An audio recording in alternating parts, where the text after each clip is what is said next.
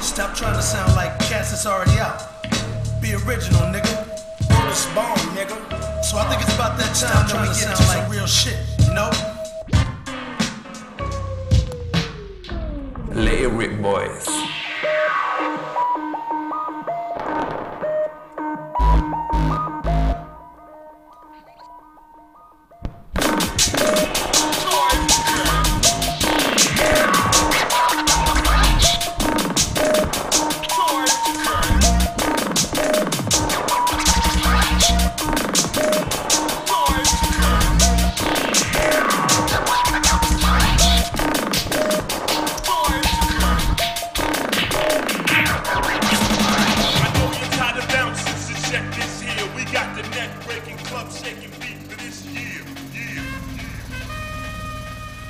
Fashion changes a lot. Like 1 year, the shit that you're doing could be really dope. Next year, everyone else is on something completely different. It's like, yeah, that shit's whack and all that lot.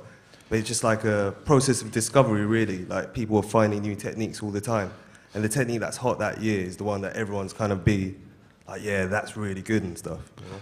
Yeah, and what we sort of tend to do, we just kind of, when we was practicing for battles, we would just like practice and like if something sounded good to us, we would just be like, you know what, fuck it, we're going to do it anyway, you know, because like, being in London, there were so many different sorts of musics that we were sort of influenced by and listened to, and like not just hip hop and not just drum and bass. You know, there'd be like, you know, dance or reggae bits with like garage or some two-step or some broken beat or broken beat's the lick, isn't it? Yeah, or just like so much different like music, like some rock stuff or some guitar shit, and we just try and put that in the routines too. Not all of it was shown sort of there because that's only like a little snippet, but yeah, as long as you're on your own sort of tip, you know, you do your own sort of flavour, then that's all that really matters. You know, it's the worst thing is when DJs sort of step up and you've seen someone else do it like 5 times before, and it's just like, it's technically the DJ might be good, they can sort of pull that off, you know, but it's just a little tiresome to hear, you know, someone that you know is not quite their own sort of thing. And I mean, hopefully to a certain extent we... Yeah, I mean, it's cool to learn techniques and stuff, but a lot of people just regurgitate the same shit that's been done before, and that's kind of weak.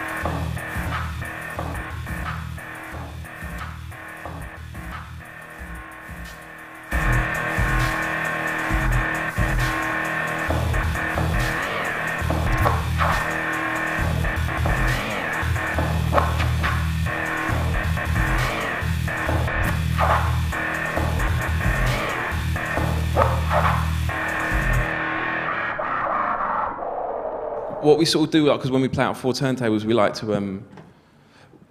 do it like a little bit different and make sure we kind of do something which is entertaining as well as not just playing records like I play two and then Go play two. We do that sometimes, but also we like to sort of mess about with it a bit when we're both sort of playing together and stuff.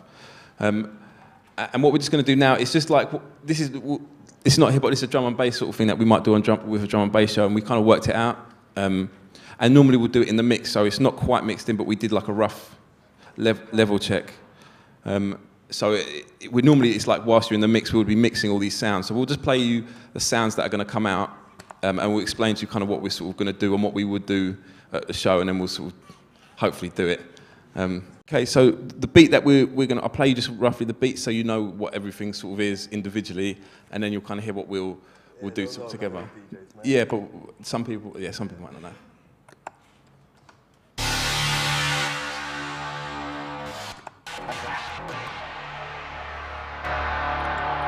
So this is just the track itself, which we would mix in.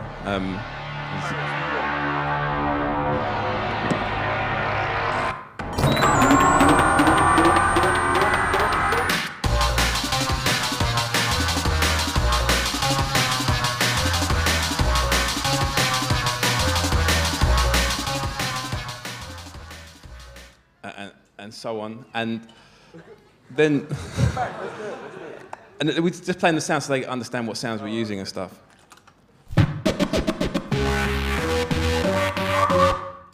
That's one. Okay, and then this is.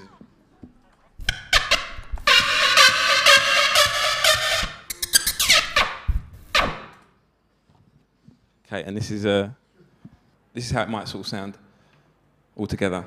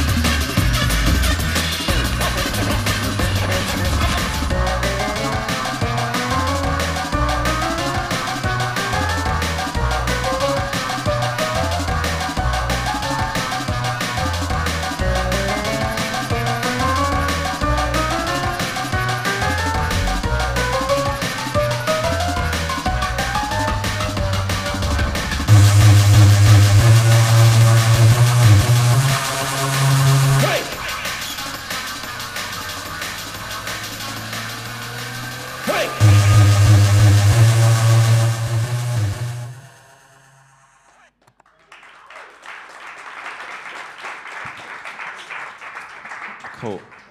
So that kind of gets from like one track that we're playing to like the next track, which was that one that I heard with the crazy bass. We're doing a little kind of, what we call it is like teasers. These are like tracks in the drum and bass scene that everyone kind of knows them. So we kind of drop the little parts of the track that people know, but we mix it over the top and then drop the next track. And because we do on four turntables, we can move it real quick. So whilst Go's mixing, I'm mixing my two as well. So as soon as he's done, I can get in with my either teases or my scratching or my next record like really quick. So one advantage is that we've got the scope to go and move between like the turntables and records really quickly and stuff, which sometimes just give us an edge over a DJ that's playing on his own. Like however good he is, like you can't beat it when there's 4 decks and 2 DJs going and just throwing different ideas into it, you know.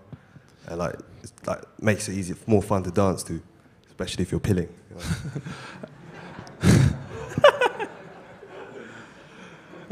Yeah.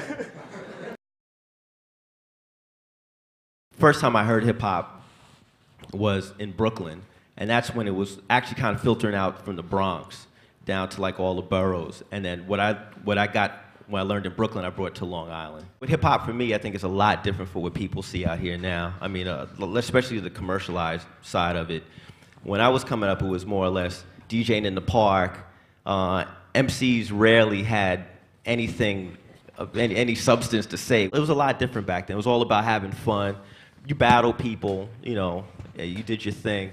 But it was basically going out and just seeing people dance, as you know, as opposed to now. It's just a little bit different. Well, it's a lot different. I think once the money gets involved, it changes a whole lot. Now, you know, you have breakbeat records on compilations, and it's out there, and everybody could buy a ton of records. Back in the day, you had to research and really look for your breakbeats. Like, for example, if you found a record, let's say like Billy Squire's Big Beat, you know, I don't know if you're familiar with that breakbeat. It's like choom, choom, choom, choom, choom. Now, a lot of times, you know, everybody wasn't just buying those records, you know, like now, maybe a Kool and the Gang record comes, not now, 50 Cent record comes out, everybody buys it. Billy Squiire, no B-boys really buying it. So if you found something that was that sacred, you don't want nobody else playing that record. You want everybody to come to you and to your parties to hear those records. So immediately you'd go home and you just erase all the labels. But the thing that would messed a lot of DJs up, and how I kind of got a lot of the breakbeats back then, is they would erase the labels, but they were stupid enough to keep the jackets. So me as a kid, I'd go to the little block parties and stuff, and I watch them, and I look at the record, and I look in the back, and you see the record up like that. Take a little pad. Not that I could afford half those records, but I knew what they were. The cool thing about it then was the fact that you try to get stuff that nobody had. I think now, people fanatically beat collect, and I lost interest in it. I mean, I still try to get things that I don't think people have, but I don't DJ like that anymore, where I kind of go out and like play beats, because people are not apt to listen to new stuff like that anymore. You play something new, they're like, oh, and only like a handful of beat nerds in the front like, oh, that's incredible. I think a lot of times when people refer to that era as the golden age, it's just because I guess a lot of it was just gut. It was a lot less marketing was into it, because rap wasn't proven then. So I mean, nobody knew what it took to make a gold record. I mean, okay, Curtis Blow came out with the Breaks or Sugar Hill, whatever. Those were just, you know, every once in a while it'd come out. But your whole intent was just to show a new style or something different that you had to offer to the music. And I think out of a lot of that, just a lot of creativity came out, because you were just trying to differentiate yourself from everybody else. And I think out of that, it just came out just a total feel.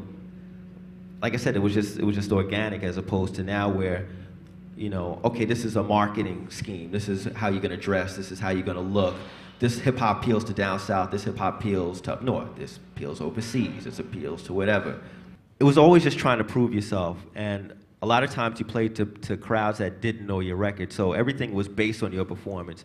I mean, even before we made records, you know, the whole thing was like, okay, a crowd comes in, and everybody wants to, you know, everybody wants to be entertained, and you didn't have the power of the hit record to kind of make it happen for you. So the whole thing is, you had to go out there and you had to show the people something. You had to show them that you were talented, or, you know, you had a rhyme skill, that you could DJ a certain way. And I think that really, that was really the whole gist of what the performances were, and that's why a lot of times you hear people, when they refer, I guess, to like the early 80s, even late 70s to like the late 80s, why the shows, they're like, oh, the shows were so incredible back then, because everybody had to prove themselves. Where I think a lot of times people now kind of base themselves on whatever hit they have. The main focus was not money, it was just the quality of the music. So regardless of what we sampled, or regardless of the lawsuits, it was the final outcome is what was more important. Because we didn't go in that record thinking like, wow, we're gonna make this unique record, and we're gonna sell all these units, and we're gonna, you know, be rich beyond our wildest dreams. It was the fact that we stand for a certain thing, and that was to be yourself. And that was that whole album was about. It was not to rebel against all that gold and all the other things that were, I guess, kind of cliched as hip-hop back then. It was just like, this is where we come from, and this is our style. And that's the only thing we was trying to put across. And hopefully, yeah, we'll get a show or two out of it, and, you know, maybe make $1 or $2, but that was never the focus. It was always has been the music. I always get a lot of these sampling questions as far as like, I used to always get the finger pointed. Well, sampling isn't creative. Couldn't you play a lot of stuff over and blah, blah, blah, blah. But I come from a DJ era, and DJs, we play records. So the sound that we liked was on the record, so we sampled it. You know, I think us as the producers and as the artists were never at fault for sampling. If it was so unlawful and so like forsaken, the label should have said no, and the lawyers should have said no. But everybody's seen money coming in. That's why it wasn't stopped. So the finger that gets pointed is always the artist. Well, you did this. Well, we don't know any different. You know what I'm saying? That's where we come from. I play big beat, so I'm a sample big beat. I play Impeach the President, I'm a sample Impeach the President. You know, a lot of us don't play instruments, but as far as hip hop's concerned, it's based on these two turntables, and that's it, and a microphone. So, I mean, you know, if anybody's to blame, blame those who put out those records and those in power. You know, say, oh, you let those guys get, you know, they don't want to put the record out, and people don't realize that. So I get a lot of flack, well, you sampled. Well, you know, I didn't make the bulk of the money, the label did. They let me do it. This series here, Ultimate Breaks and Beats, kicks ass. And if you're into like, you know, messing with the original breaks, like the samples of a lot of classic hip hop songs, they're pretty much all on this collection. Or a lot, I mean, this whole collection rather is made up of songs that were heavily sampled in the late '80s or whatever. So, anyways, I used to buy these records just to have the breaks, because I didn't know what the originals were, and still don't in general. And I ended up doing a lot of routines with these records, because it's like kind of these. It's a good way to avoid having the same routine as someone else. What really sucks is you spend like 3-4 weeks building this beat juggle in your basement, and you think it's awesome, and then you go out and you do a show, and the guy right before you does a juggle with the same record. And so the best way to avoid this is to dig up obscure stuff. So. This is my Space Dust juggle.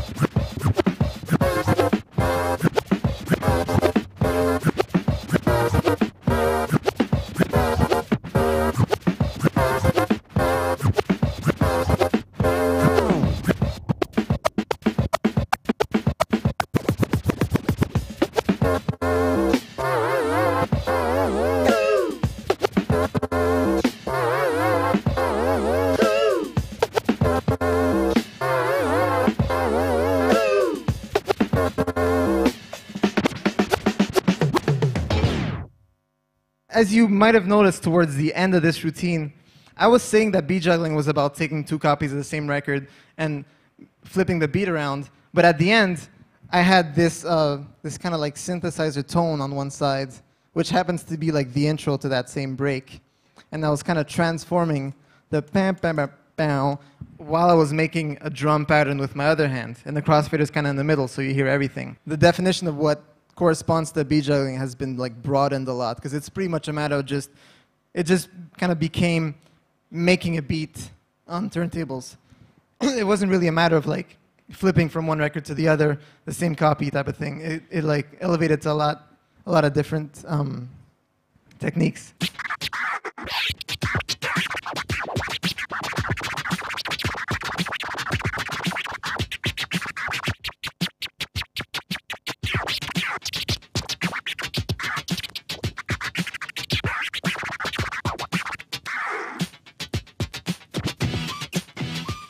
you start working on a scratch, and then you get sidetracked and you realize you need to work on your beat juggle or something, and you want to come back the next day and not forget what you're doing, then you can just draw that scratch in the making, like that idea of a scratch, and just come back to it. A few years ago, I came up with this notation system.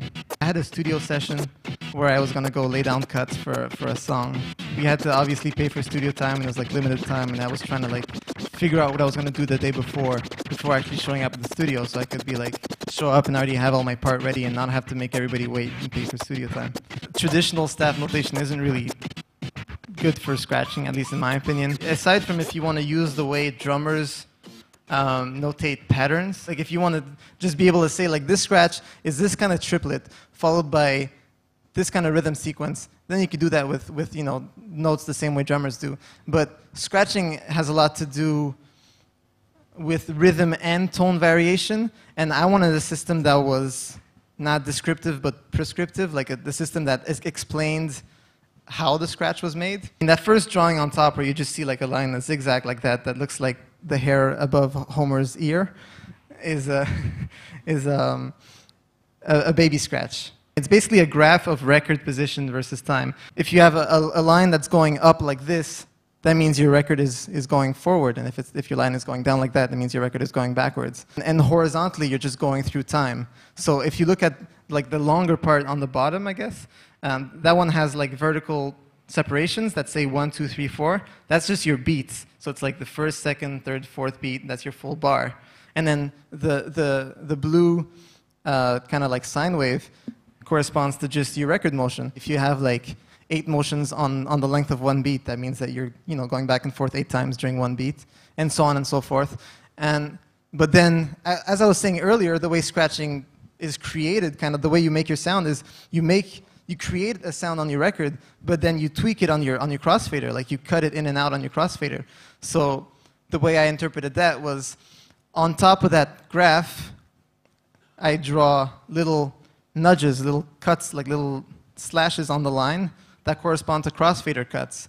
So you have the same idea where your basic element is what you create with record motion, and that's your big line on there. And then the little slashes are just where you're going to place your cuts on the crossfader. On that example at the bottom of that page, during every beat, I did a different scratch. The first beat just goes like this. It's that M shape or whatever. That's a baby scratch. That's pretty easy to understand. The second one, I hope you can see, on top of those lines has a little slash on the line. It has a little dash, I guess. And what it is that's a little crossfader cut. And if you're into scratching, then you would understand that that's a chirp. Because what you do when you chirp is, on that specific part of your scratch, namely when you go from a forward motion to a backwards motion, you just cut it off and cut it back in really quick. You just like cut the crossfader quickly. And that's what cleans up your sound, essentially. The third beat is a one-click flare. So earlier I was explaining how when you flare, you place your cuts in the middle of your motion rather than at the ends. So you would notice that there's a little slash on the lines rather than at the extremities of the lines. And that gives you a one-click flare. Then the fourth beat are stabs. So you only see it's like little forward lines because you only have a forward motion. Your backwards motion is muted. So if you have these 4 forward lines, then it sounds like this. When you scratch, sometimes you're actually dragging the record all the time, and sometimes you let the record go. And I was like, I'll just draw it so that when I release the record, when I let it play at regular speed, I'll draw that line as a double line. Because it actually sounds different. You have to have a way to kind of take account of that. There's no set notes in scratching. You can't say like, give me a C, and you do a C, and give me a F flat. No, you're a little sharp. That doesn't work with scratching. But you do have relative pitch. What I mean by that is you have something that's higher or lower pitched. And what that corresponds to, as I was just saying, is, I could be doing this, but I could also cover more of the record in the same amount of time, which gives a really high pitch and annoying sound. Or I could do just move a little bit of the record during the same amount of time, and I get this like, and then that's the lower pitch sound. And if you translate that into a graph, what that means is you have different slopes. And so when you have a high slope, that just corresponds in reality to a high pitch. And we have a lower slope that corresponds to a lower pitch. So indirectly, you are taking pitch into consideration. And then your kind of neutral point, more or less, is the double line where you're just releasing. If you're moving your record forward and you're cutting 3 times on here, you could be cutting with a wrist motion, or you could be cutting with a crab. It would be notated the same way because it's still 3 cuts at those, at those points in time. So what I decided to do here was just draw a little crab symbol when those cuts are crab. So, I mean, the example I was just giving, you could release and do 3 cuts, or you could release and do a crab of the same kind of timing. And it sounds distinctly different, but when it comes to drawing it, it's kind of the same thing. The symbol that I have for crab was kind of like my simplified version of a real crab, so I was really proud of the crab that I draw. I thought it was really cute.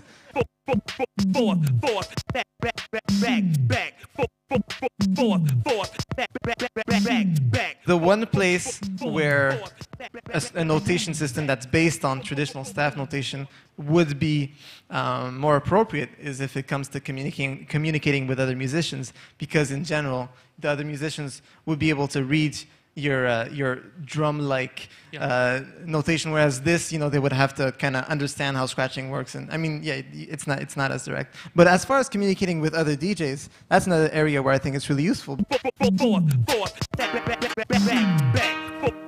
There's not really any names for scratches that get kind of elaborate. And I mean, most people know the basic scratches, so we're all trying to like compare patterns. So you end up like having to kind of sing the scratch, like you're like, that scratch, it's like, and you sound like a complete like I don't know, like an insane parrot or something.